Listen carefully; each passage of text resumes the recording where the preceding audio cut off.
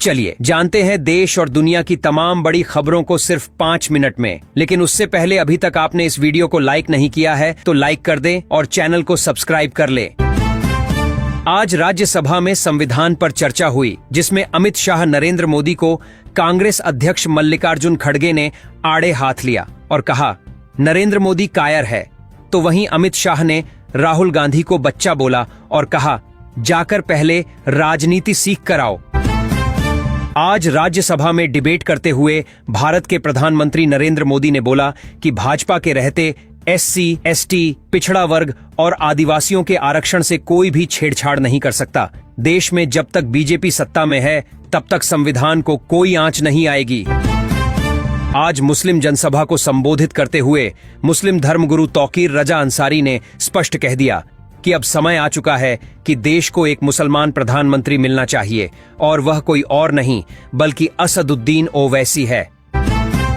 One nation one election bill कल संसद में पेश किया गया था। इसके बाद केंद्रीय कानून मंत्री अर्जुन राम मेघवाल ने कहा कि देश भर में 2029 चुनाव तक वन नेशन वन इलेक्शन संभव हो सकता है। संविधान पर चर्चा पर राज्यसभा में जवाब देते हुए केंद्रीय गृह मंत्री अमित शाह ने राहुल गांधी और कांग्रेस को निशाने पर लिया और कहा कांग्रेस भारत के मुसलमानों को 50% आरक्षण देना चाहती है, जो बीजेपी कभी नहीं होने देगी क्योंकि यह संविधान के खिलाफ है। आज भारत के प्रधानमंत्री नरेंद्र मोदी ने राजस्थान की जनता को 46,000 करोड़ रुपए की सौगात दी, जिसमें नरेंद्र मोदी ने युवाओं को बेरोजगारी भत्ता, लड़कियों को सरकारी नौकरी और गरीब महिलाओं को सरकारी पेंशन देने की बात कही। वन नेशन वन इलेक्शन संसद में पास होने के बाद कांग्रेस अध्यक्ष मल्लिकार्जुन खड़गे ने पीएम मोदी बीजेपी पर हमला बोला। खड़गे ने कहा वन नेशन वन इलेक्शन के नाम पर मोदी पूरे देश पर कब्जा करना चाहते हैं। शंभू बॉर्डर पर किसान आंदोलन तेज, किसानों ने पंजाब के बाहर ट्रैक्टर मार्च शुरू किया। सैकड़ों की संख्या में सड़कों पर उतरे किसान। राकेश टिकैत ने बोला जब तक बीजेपी सरकार किसानों की मांगे नहीं मानती तब तक इसी प्रकार से भाजपा के खिलाफ किसान आंदोलन होता रहेगा। संभल मस्जिद के नीचे मिले भगवान शिव शंकर भोलेनाथ और हनुमान मंदिर के बाद हिंदुओं का मस्जिद के खिलाफ प्रदर्शन जारी, हिंदू संगठन ने बोला आखिर क्यों अभी तक मुस्लिम भाइयों ने हमारे भोलेनाथ बाबा का मंदिर मस्जिद के नीचे छिपा रखा था। वीडियो में आगे बढ़ने से पहले आप लोग कमेंट बॉक्स पर जरूर बताइए कि आगामी लोकसभा चुनाव 2029 में प्रधानमंत्री पद पर आप किसको देखना चाहते हैं, राहुल गांधी, योगी आदित्यनाथ, असदुद्दीन ओवैसी या मोदी जी को।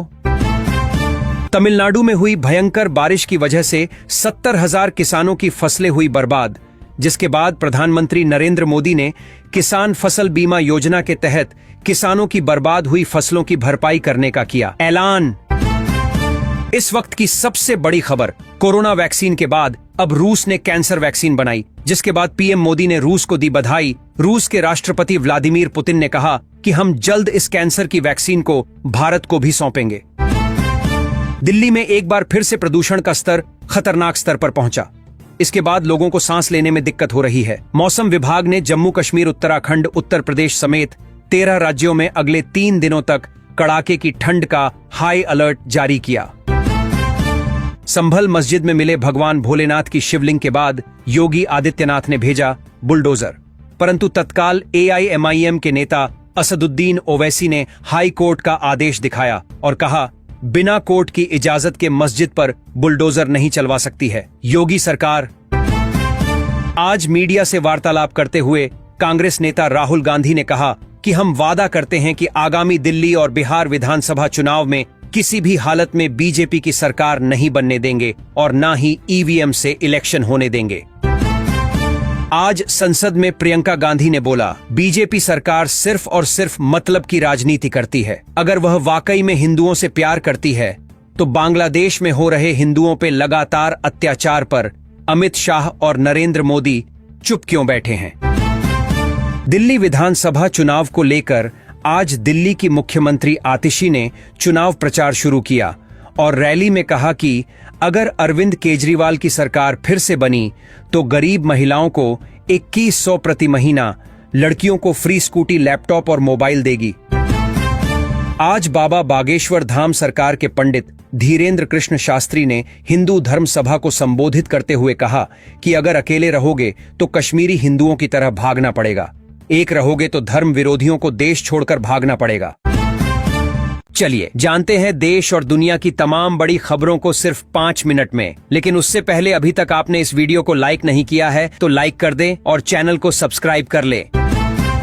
आज राज्यसभा में संविधान पर चर्चा हुई, जिसमें अमित शाह नरेंद्र मोदी को कांग्रेस अध्यक्ष मल्लिकार्जुन खड़गे ने आड़े हाथ लिया और कहा नरेंद्र मोदी कायर है, तो वहीं अमित शाह ने राहुल गांधी को बच्चा बोला और कहा जाकर पहले राजनीति सीख कर आओ।